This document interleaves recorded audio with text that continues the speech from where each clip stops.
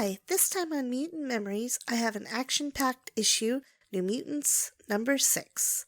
The book's title is Road Warriors, and it came out on, as best as I can tell, April 5th, 1983, but there's going to be a little bit of discussion about when these books actually came out later in the video. It originally costed 60 cents. The art is by Sal again, but the finisher is no longer McLeod. This issue ends the New Mutants' involvement with Team America, and this book's ending is pretty intense, so get ready. So if you're ready, here we go!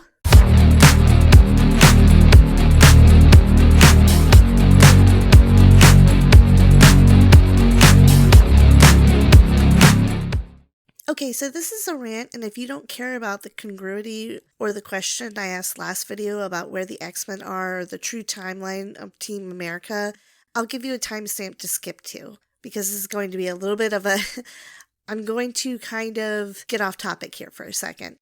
First of all, I need to make a major correction to my last video. I was confused about the timeline of Team America's solo comic book. I thought it came out after this plot with the New Mutants, but that is incorrect. The original Team America series happened after Captain America number 269, and this storyline with them and the New Mutants actually happened after Team America broke up in their solo book. They were only reunited in this book because of a charity event. But after this run in the New Mutants, they decide to become a team again permanently and change their name to the Thunder Riders. They appeared in a few other comics, but then were no longer seen as far as I can tell. An interesting factoid is the Thing from Fantastic Four was actually a member of the Thunder Riders for a moment. I'm not sure how I got so confused about the timing of Team America's book, but I'm going to guess it's because I don't care that much about them. And this kind of doesn't matter, but Georgiana is Wrench's wife at this point in the story. Okay, so I also have to correct another big mistake I made. So I've been getting some of these comics release dates confused with their cover dates. Cover dates are what are on the cover of older comic books and serve more like an expiration date than a release date, so it is kind of confusing where New Mutants number 5 actually lies in the X timeline, and I'm not really sure where this comic takes place either. I was confused because in Uncanny X-Men 171, the X-Men are clearly at the X-Mansion, but after doing more research, I found out that according to an answer in Reddit's r/comic books by user Delta Tester, the New Mutants 5 through 7 actually take place right after Uncanny X-Men number 171. This is still confusing to me because this user says that New Mutants 5 through 7 comes before the Wolverine Limited Series 1 through 4 and before Uncanny X-Men 172, where the X-Men go to Japan to attend the marriage of Logan and Mariko Yoshida. This sort of lines up with the storyline in New Mutants number 4 and 5 because Silver Samurai and Viper show up in Japan in the later Uncanny X-Men. So I'm still confused. Where are the X-Men at this point? Were they on their way to Japan? I also see contradictory release dates on all of these issues of New Mutants. My copies of the New Mutants are mostly digital, but I might have to unpack the physical copies to see if the real release dates are in the books. I'm not sure if I have this issue number 6, in physical form. On the Marvel Fandom Wiki, the release date is listed as April 5th, 1983. And the same date is listed for Uncanny X-Men 171's release. So this lines up better with what that Redditor was saying. But then later in New Mutants issue number 7, we see the X-Men again, including people who were in Japan in Uncanny X-Men 172. So they're still not in Japan. So it's possible some of my release dates on the comics are wrong. Basically, I am very confused, and my original question still stands. Where are the X-Men when Dani was kidnapped, and why couldn't they help? Were they still with the Morlocks? New Mutants 5 through 6 take place over the span of what I think is 2 days, so maybe it's possible the X-Men are still busy with the Morlocks this whole time? I don't know, this makes me dizzy. Did Xavier somehow not know where they were? If you know the answer to this, please tell me, and if you could tell me the correct reading order, I would love to know. I seriously want to know. I hope I'm not just being dumb and the answer isn't obvious. Am I taking crazy pills or is this confusing? Okay, let's look at the issue we're here to talk about. The plot. The splash page on which we enter is the New Mutants bursting into the home of Karma's uncle, the criminal. Sorry, I'm about to butcher this man's name, but I will do my best. Young Nyuk Koi. He is cuddling with 2 women when they burst in and is completely in shock. He screams for the women to kill the New Mutants, but Shan possesses them and puts them to sleep. while Rain attacks Young. Shan tells her uncle that they are seeking information on the terrorist Viper, the woman who kidnapped Dani last issue. Her uncle denies knowing anything about Viper, and Rain growls at him. He tells Karma to make Wolfsbane back up, and Shan says Rain knows that he is lying, and so does she. She tells him he must tell them what they need to know. He asks what will happen if he refuses. Shan tells him that this would be regrettable and takes control of him. Sunspot says it's a shame Xavier is not with them because he could just get all the information they needed out of Young's mind. Karma tells him that Xavier is not with them and they are being left to their own devices. Shan makes her uncle walk up to the edge of a rooftop and tells him to look down and that there is a 250-foot drop if he doesn't help them. He challenges her to kill him and kind of calls her bluff. He yells that she has every reason to kill him. He betrayed her parents and corrupted her brother who had similar powers to her and forced Shan to destroy the brother he corrupted. Shan is angry, but she does admit that she cannot kill him. Sunspot rushes forward and says Karma may not be able to kill him, but he will. Shan reins him in and reminds him that the New Mutants do not kill, and if they don't hold true to that, then they are no better than her uncle. Karma's uncle explains to them that he is neither unreasonable nor a vindictive man, and that he will help them for a price. He gives Shan the choice to trade information for her working for him for a year. Shan doesn't really want to, but she thinks of Dani and decides to accept the bargain. The scene changes, and in Sonora Province, New Mexico, we see Reddy and Wolf of Team America racing each other. Reddy tells Wolf speed isn't everything, and you have to know how and when to have certain landings. Just then, Wolf is thrown from his bike and Reddy makes fun of him a little bit. The rest of Team America catches up with them, and they ask what is going on. Reddy explains he was just teaching Wolf a long overdue lesson. Xavier screams through their minds, chastising Reddy and Wolf for being childish and not working together. He explains that cooperation is the only way Team America can be successful. Hancho tells Xavier he is talking too powerfully and it's hurting his mind. Xavier reminds them that they shouldn't act like overgrown schoolboys if they want to survive. Wrench is looking at Wolf's bike, which is damaged from when he fell off of it. Georgiana brings Wrench some tools.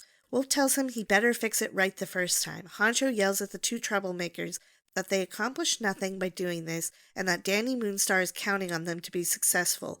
And if she is dead, they most likely will be dead too. We switch scenes again to Xavier, who is on the Blackbird, which is parked on the California bank of the Colorado River, halfway between Team America's objective and the New Mutants, who Xavier explains are in San Francisco. Xavier tells Lilandra that the stress of the journey Team America has taken is widening cracks in the team that already existed, that he's put so much energy towards helping Team America that he barely has any to give to the New Mutants. He tells her that he has been trying to keep tabs on both teams, but it's not really possible. She tells him that he has to rest and he is no good to anyone if he overstretches his abilities. He tells her that Team America has not yet stolen the Crystal Viper once, and the New Mutants are trying to rescue Dani just in case Team America fails, but they haven't been successful either. He whines that his job is so hard, and Lil tells him it's just part of being a leader. Meanwhile, in Big Sur, Dani is sitting in a holding cell thinking to herself that she is really out of luck. She thinks that she is at the mercy of a crazy person who will kill her if she doesn't get the ransom she wants, and maybe just might kill her anyways.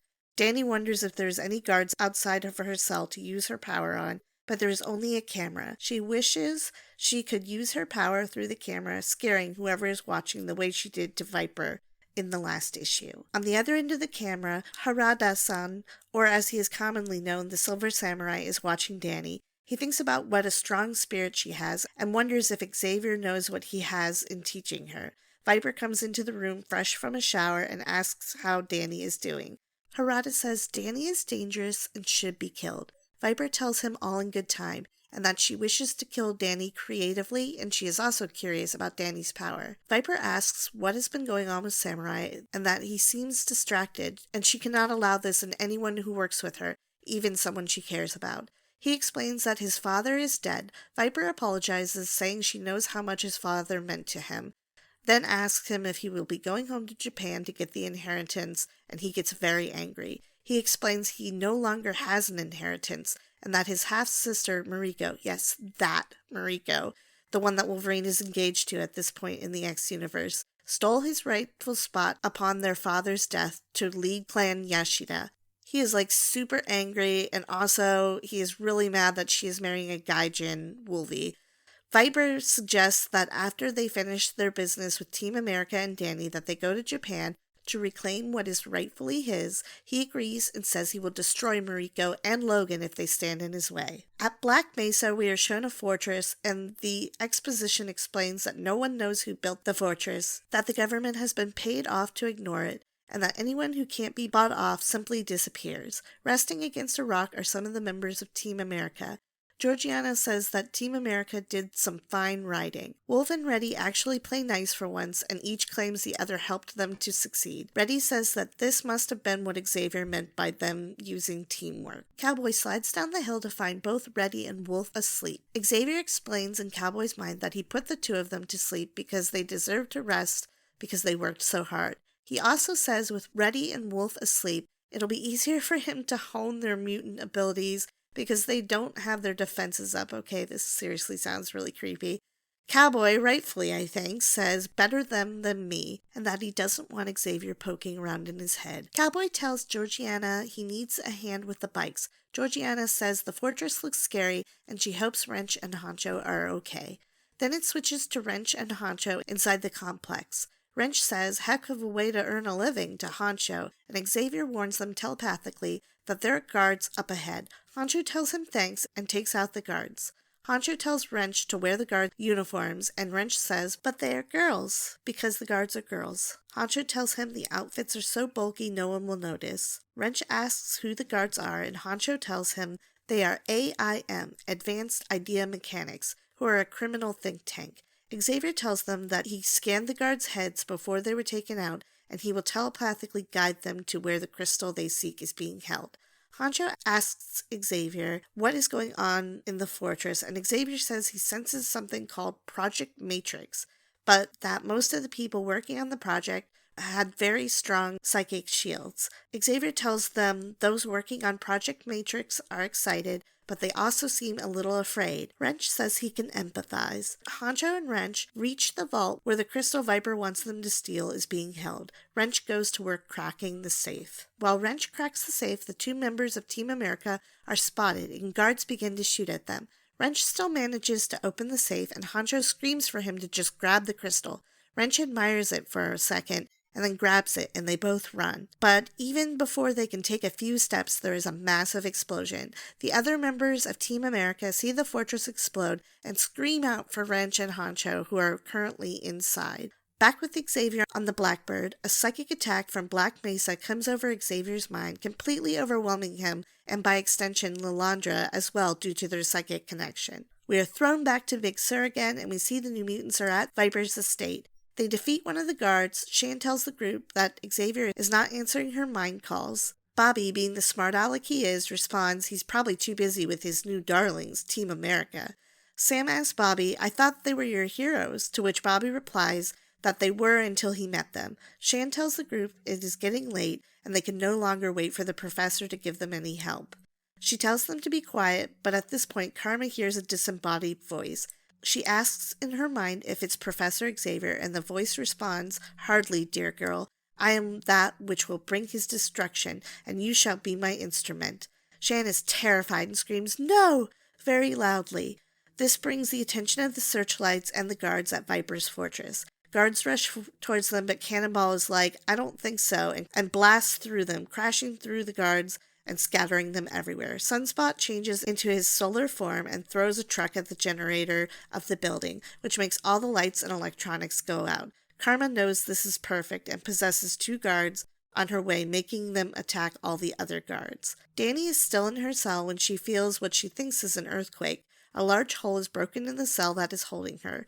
Guards come in to stop her from escaping, but she pulls images of their fears from their minds and then punches them as hard as she can. She thinks to herself that it isn't like the movies and it really hurts to knock someone out with your fist. Then she sees Rain laying on the floor with a large gash down the side of her body. Over her shoulders, Psyche hears a male voice say, it was meant to be a killing blow. She turns to see Silver Samurai, who finishes his sentence by saying, as is this one, and lifts his sword high over his head. Back in New Mexico, the members of Team America, minus Honcho and Wrench, are rushing toward where the building exploded. They are very nervous that they can't get a hold of Xavier. Then matters get worse when AIM comes after them, knocking Georgiana and Reddy off their bike. Cowboy tells them to hang on and that he will distract AIM people who are following them on hover vehicles. Wolf screams that it is suicide to Cowboy. Then Wolf calls out, "Black Rider, aid me," and he transforms into the Black Rider. The AIM guards are chasing Cowboy and having trouble catching him. But before they have more chances to hurt Cowboy, the Black Rider attacks them, weaving and riding circles around the AIM guards. When the AIM guards are defeated, the Black Rider drops onto the back of Cowboy's bike. The rider then becomes Wolf again. Cowboy is confused and asks if Wolf is indeed himself.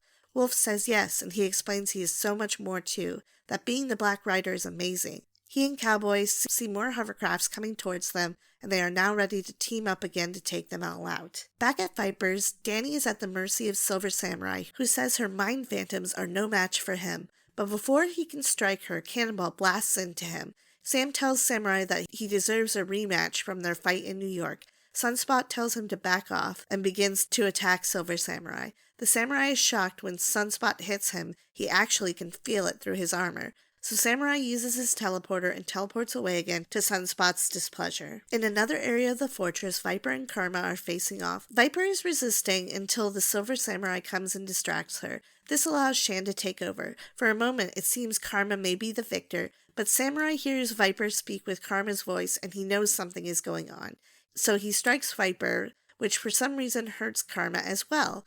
He then thinks to himself to remember this vulnerability that Karma has. He teleports away with the unconscious Viper. Team America, minus Honcho and Wrench, have now made their way to Xavier and Lilandra on the Blackbird, and they are helping the two of them to wake up after the psychic attack they suffered.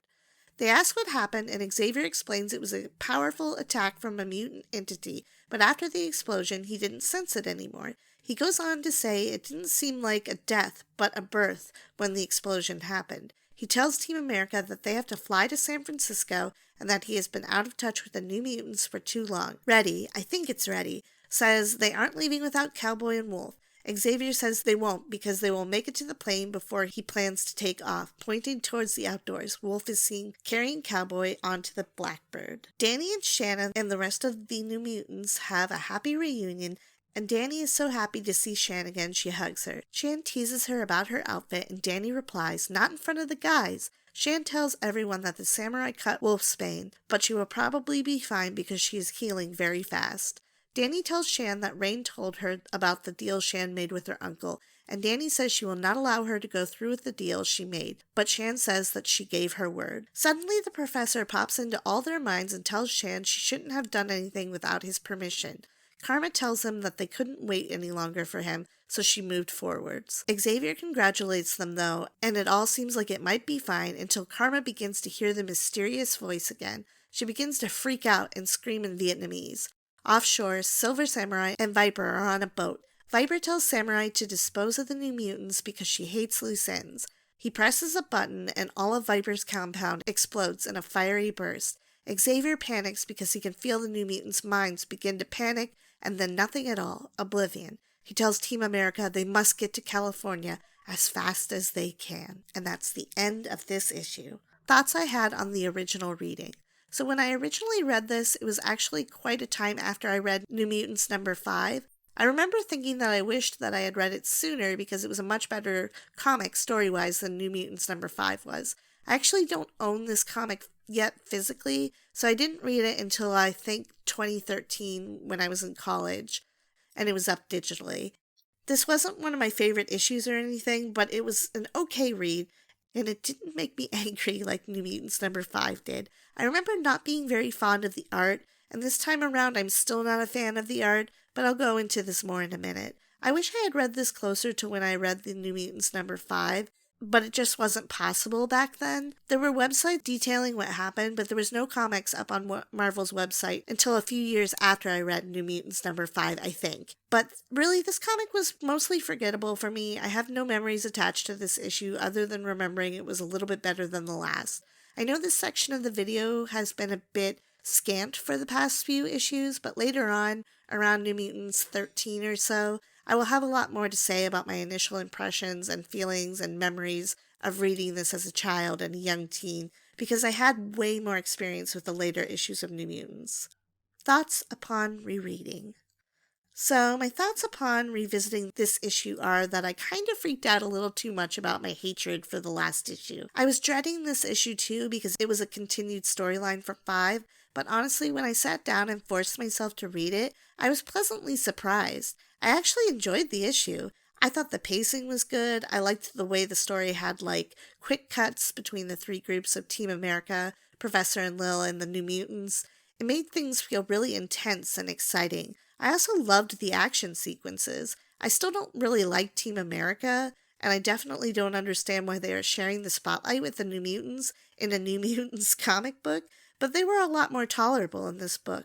But their scenes were definitely the weakest part of the issue. The rivalry between Wolf and Reddy was kind of stupid, and I agree with Xavier that they were acting like children. Reddy lets Wolf wreck his bike to teach him a lesson, and I was like, oh great, can we try and remember that a young girl's life and perhaps your own lives are kind of counting on your success, and maybe we should do all this machismo stuff after the mission? So I was glad when Honcho basically tells them the same things I was thinking. I didn't remember the parts with Shan hearing the creepy voice, but I totally know now what is happening and who it is. I also would like to read more about Shan's past, so maybe I will seek out her first appearance, because the things her uncle said about her family seemed like a very engaging story. A random note about Shan's past. I actually know someone whose parents did have their boats entered by Thai pirates. This happened recently, so this was still a problem back in the late 80s to mid-90s. I can't remember how old this person is and when exactly they said they had this experience, but I know I remember thinking they were surprisingly young to have this happen. Thankfully, the person who I know who had this experience said that her family was fine, but it was just incredibly scary. I had never been taught about this issue, even when it happened after Vietnam. Good old America-centric education, apparently. And apparently this sort of thing still kind of happens, and this was a terrible thing to hear. And now I also feel so much worse about Karma's treatment by the writers. Seriously, Karma constantly has her boundaries crossed, or is completely victimized or exploited. It's kind of awful because she is always trying to be a good person and do the right thing. I know life isn't fair, but it really seems like she's a punching bag for the writers during the 80s. Another thing that is revealed about Karma is it is established that people can see the pink stuff around the heads of people Karma possesses. Also, we learn that when Karma has people under her hold, she can feel the pain inflicted on the victim of her possession. The New Mutants seem a little gruffer in this issue. They seem like they are really aggressive, honestly. I kind of like it because it matches the situation that they're in, but at the same time it feels a little strange. Gone is the goofiness that they embodied even in the past issue. Roberto even says he wants to kill Shan's uncle, which he has been shown to be hot-headed at this point, but I think it seemed very extreme, especially since the uncle was not the person who took Dani. I'm left wondering how much of Shan's past with her uncle the New Mutants actually knew when they had this mission. Also, Rain, as far as I can remember, is completely mute in this book. I don't think she has a single line that we, the reader, hear directly from her. This kind of mirrors how this story reads to me at times a little odd. Like Rain having no thoughts kind of reflects on the rest of the characters too. There was not a lot of internal thought from the New Mutants except for Shan, and I guess that is fine, but it makes them seem kind of cold and methodical, which this group is not. But I suppose the time to be scared and young is over for them because Psyche has been kidnapped and is being ransomed off and may even be killed. Sometimes the tone of New Mutants overall feels wildly inconsistent, but I kind of feel like this one was rushed a little, the plot. Maybe Claremont was like, oh, okay, we gotta wrap this up. We have something completely different planned for the next issue, so let's close this up. And maybe this crunch in writing did not allow for the traditional habit of this comic to really show what its characters are thinking and feeling about the situations they are in. It's not terrible, just a small gripe I have, I guess. Still overall, much better issue than the last. Cool to see more of Silver Samurai and Viper in this issue, and this issue sets up the events that happened in Uncanny X-Men number 172 and 173 nicely. I didn't remember until now that Samurai is the half-brother of Mariko. I like Samurai, but I haven't read that much about him all that closely. Also, wow, Samurai just blows up a whole compound, presumably killing people, including the New Mutants. This was surprising to me because if I remember correctly, he kind of had like a redemption arc sort of later on.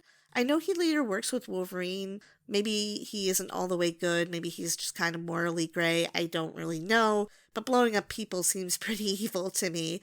Am I right about this, him teaming up with Wolverine? I'm not really 100% on that. But I guess Samurai does say over and over again he is loyal to Viper first. So I suppose that's not that much out of character, that he would follow her bidding. The part where Dani and Shan interact when reunited is really cute and reads more like the New Mutants I've read up to this point on this reread. Also, this whole thing with Rain having a healing factor like Wolverine, I honestly don't remember that at all. I really don't remember that.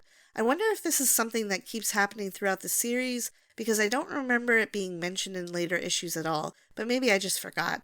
There's even some blood in this issue. Okay, so this issue was pretty good, but what wasn't so great was the art. The inking or finishing is way too heavy, and there are too many lines on the characters. I know they're trying to make everything look dramatic, but it just makes all the characters look weird and kind of old. I heard somewhere very early on when I was learning to draw, I actually think it was in the book How to Draw the Marvel Way, that every line you place on a character's face ages them more and more. And the kids had a lot of lines on their faces, and Professor X had like a ton of weird hatching on him in almost every panel. The outlines were so heavy that details got lost. I don't think this is the fault of Sal Buscema, because the proportions were usually pretty good, except maybe this hand. Yuck, look at that. I can tell the pencils were probably good, but the finishing just ruined them. The art is worse in some areas than the last issues, but better in some places. I think that's because there was 2 different finishers on this book, and neither of them was McLeod, who had been finishing before this. Not to put them on blast or anything, but the finishers were A. Gill and J. Tartag, who I'm not familiar with at all. I just don't think they did a very good job. Again, Xavier is creepy in this issue and somehow hones the mutant powers of Team America after putting them to sleep. Yikes, bad touch, bad touch. I will say it again, as a kid I didn't notice these weird moments, but they're glaringly obvious in this reread. At the end of this issue, the New Mutants were presumably blown up, and I thought that was an awesome ending. If I had been a reader when this comic originally came out, I would have been on the edge of my seat, so good times. I really found myself enjoying this issue much more than I thought I would. I'm sorry I was so cranky in my last video. I just felt like the issue was a waste of my time, and that made me very sour. Back to more chipper Aisling from now on in these videos, I hope. The final rating. I rated this one a 5 out of 10. I gave it 1 point for art, 2 points for story, and 1 point for character development because we got a little bit about Shan and the samurai. I almost gave it 2 points, but I felt like it just wasn't really quite there in the end. And I gave this issue 1 point for how it holds up because overall I think it was still a fun read in 2023. What did you think if you read this? Do you like this issue better than the last? Do you think Team America was less annoying? By the way, Sako did read this issue and she told me that she thought it was a lot better than issue 5, just like I thought. Let me know what you think. I hope you enjoyed this video, and as always, like, share, and subscribe if you did enjoy it. If I got any information incorrect or you know the answer behind my confusion with the timeline of New Mutants and X-Men, please feel free to share. Alright, have a great day or night. Aisling out.